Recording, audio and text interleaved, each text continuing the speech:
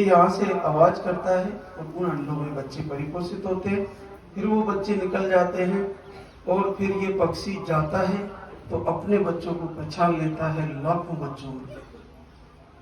इससे ये सिद्ध होता है कि मन की शक्ति में इतनी ताकत है कि आप कुछ भी कर सकते हो, सब कुछ संभव है। भगवान परशुराम मन की शक्ति से पूरे विश्व की यात्रा करते हैं। जब राम जी ने धनुष भंग किया था तब परशुराम जी आ गए थे वहां पे। तो फिर राम जी ने जब धनुष प्रत्यंचा पर चढ़ाया, बाण चढ़ाया प्रत्यंचा पर, धनुष पर, तो उन्हीं का दिया हुआ परशुराम जी का वैष्णव अस्त्र था। तो परशुराम जी ने कहा कि हे राम, मेरी मन की गति से आने जाने की शक्ति को ना लीजिए, क्योंकि इसकी मेरे को जरूरत पड़ती है। आप मेरे पुण्य लोगों को नष्ट कर दीजिए। तो ऐसी मन की गति थी भगवान परशुराम के पास, वो कहीं भी आ जा सकते थे। ये कथाएं नहीं है, ये रियलिटी है। तो आप अपने मन की गति से अपने ही रोग ठीक कर सकते हो। आपके अंदर ये भाव होना चाहिए कि मेरी पीसीओडी इसी महीने ठीक हो जाएगी, मेरा ट्यूब ब्लॉक इसी महीने खुल जाएगा, मेरे सारे रोग भगवान श्री लाल दागी सरकार इसी महीने ठीक कर देगी।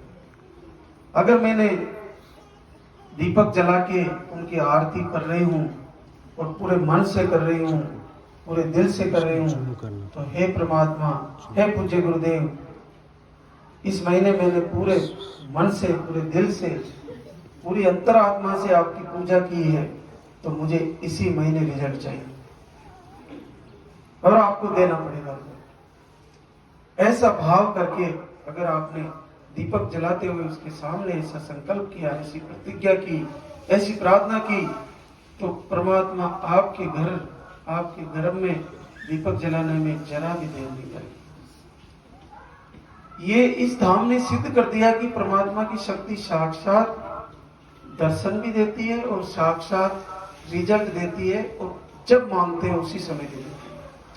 आपके अंदर भाव कितना प्रबल है। जब पहले पूरा बताते अपने इतिहास में कि ऋषि मुनि वर्षों तक तपस्या करते थे, फिर भगवान प्रसन्न होते थे। अरे आज तो बहुत सरल कर दिया इस कलयुग में, थोड़ा सा भगवान श्री से निवेदन करें और जल्दी ही सुनते हैं। और ये निसंतान का मामला जो है, ये एक, इसको बीमारी नहीं कह सकते अपन, ये एक आध्यात्म का विषय भी है। क्योंकि ये अगर परमात्मा से पूरे दिल से पुकार की जाए तो ये आशीर्वाद होना बड़ा आसान है, चाहे आपको कोई भी रोग हो। तो इसके लिए आप, जब डॉक्टर भी कई प्रकार से आईवीएफ करते हैं और सारे ट्रीटमेंट करते हैं, फिर लास्ट में यही बोलते हैं कि आप भाई मालिक से निवेदन करो, वो ही जाने, हमारा बस नहीं है। तो लास्ट में वो भी उसी स्टेज पर चले जाते हैं। तो क्यों ना अपन पहले ही करें, पहले ही कर ले। इतना पैसा बर्बाद होने के बाद, बहुत सारा पैसा लगने के बाद, फिर से हम भगवान को ही पुकारना है तो पहले ही पुकारें, पहले ही क्षमा याचना करें कि हे प्रभु, हमें आशीर्वाद दीजिए। हर महीने